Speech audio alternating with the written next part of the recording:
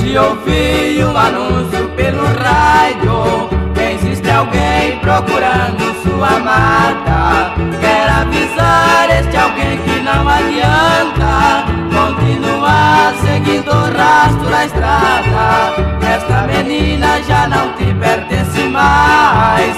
Deve esquecer este amor que já foi teu. Ficamos noivos, vamos casar brevemente, e para ela o seu amor já morreu.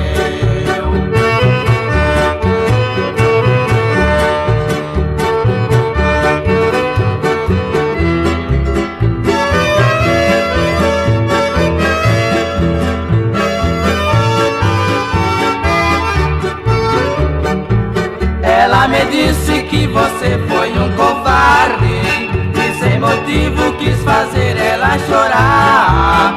Então por isso ela decidiu sair sem rumo certo para nunca mais voltar. Mas meu amigo, me perdoe se estou errado.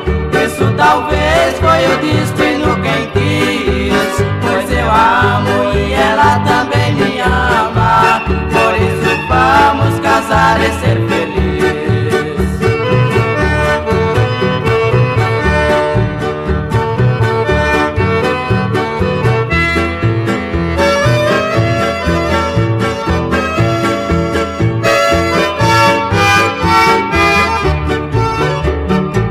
Por isso mesmo é que mando meu convite para você vir assistir esta benção. Cê muitas vezes pode ter alguma coisa que talvez possa impedir nossa união.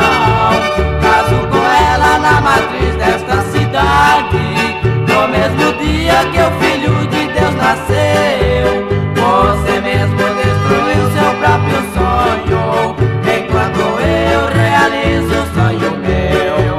Você mesmo destruiu seu próprio sonho,